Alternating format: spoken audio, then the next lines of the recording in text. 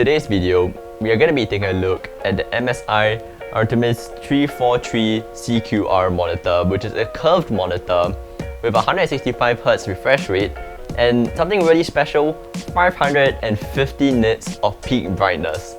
How good is it? Let's find out in today's video. Let's go. So for the cost of this monitor, being quite a loaded set, it's about 1,349 Singapore dollars. It's quite high for its price, but considering there's all the features it gives, it's quite worth it. Now, for the specifications, it features a resolution of 3440 by 1440 on a 32-inch VA display that is curved with a curvature of 1000R, along with a peak brightness of 550 nits. There's a color accuracy of the DCI P3 color space of 92.7%, there's 8-bit plus FRC, VESA mounting of 100mm by 100mm. Now for the I/O, starting from the right, you get a USB-B port with 2 USB 3.0 ports, headphone pass-through jack, Type-C port, DP 1.4, and 2 HDMI 2.0s. For the unboxing experience, I'll say when you want to do this process, please do it on the floor or a really big table. It's quite a heavy monitor as the box itself comes in about 12.9 kg. Open the box on the top and let's take out everything, all the cables and accessories that are provided. And then from the empty pocket at the top of the box, you want to pull it out and then you get out the whole styrofoam packaging. From there you can start opening up the styrofoam packaging to assemble the monitor. Moving on to the things that you do get with this monitor, you get a USB A to B cable, MSI menus, DP cable, HDMI cable, power cable, mouse cable bungee stand cover, and VESA mounting screws.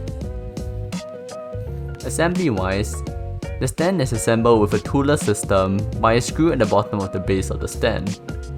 During the stand assembly process, make sure you tighten the screw really tight to avoid additional wobble of the monitor, as this is going to be supporting quite a lot of weight. And to connect the stand to the monitor, there's 4 screws found in the menu bag to mate the monitor and the stand together. Make sure you screw in the star pattern and ensure they are really tight. Okay, there's a little cover that you can install at the back of the monitor just to make it look a bit nicer. Display wise, using it to play racing games, I find it a lot more immersive compared to using a triple monitor setup, where sort of the borders of the monitor sort of interfere with your experience. Running my editing programs such as Adobe Premiere Pro, the additional screen real estate for my timeline is really helpful so that I don't really have to keep zooming in and out of the timeline.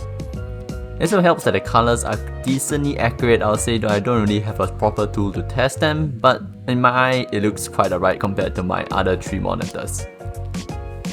And for normal web browsing, using the whole screen is a bit too much to serve Google Chrome. What you can do is have 2 Google Chrome on 2 separate parts of the screen, which makes it look like 2 monitors without any bezels in the center. Also for content consumption, it's really nice with the additional screen brightness. It's almost like having a TV in your room, just that it's a really expensive 32-inch TV. Display quality. The backlight of this monitor won't be that perfect in the full black background as it has to curve around the edge of a monitor. For the UFO test, there's not really much ghosting on this monitor. There's also different settings you can use for the response time. You can sort of use normal, fast and faster setting. This was done on the fastest setting. The stand is really sturdy, considering it has to support a really heavy monitor. It has all the normal rotation adjustments that you can ever have, except for portrait mode. For the wobble test, there's a bit of a play, but that's considering that the weight of the monitor is 9 kg on the stand. Just to minimize this, make sure all your screws are tight. For the OSD, there's 2 ways to control this. First of it is via the joystick at the back of the monitor, which is the more traditional method. However, MSI has the Gaming OSD app built into the monitor upon plugging in the USB-B to A cable, which gives you direct access to the download for the driver of the monitor.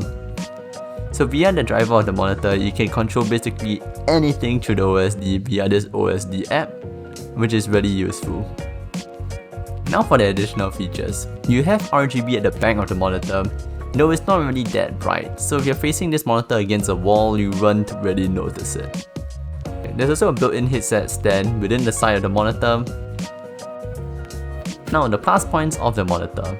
The ultrawide screen is really useful to have a more immersive experience into your content that you're viewing, and at the same time doing productivity work, as not having that bezel in the center isn't as distracting. 550 nits is really good for watching movies, especially with backlight behind you, let's say you have an open window. The very sturdy stand, OSD features, and the vast selection of ports makes this a no compromise monitor, as you can use any device you want. And now for the points of improvement. I like to see the ability for the USB Type-C port to supply 65 watts of charging, so that you can use a laptop with this monitor via one single cable. The addition of a 1 meter long Type-C cable would be great, as it allows users to use all the I/O available on this monitor.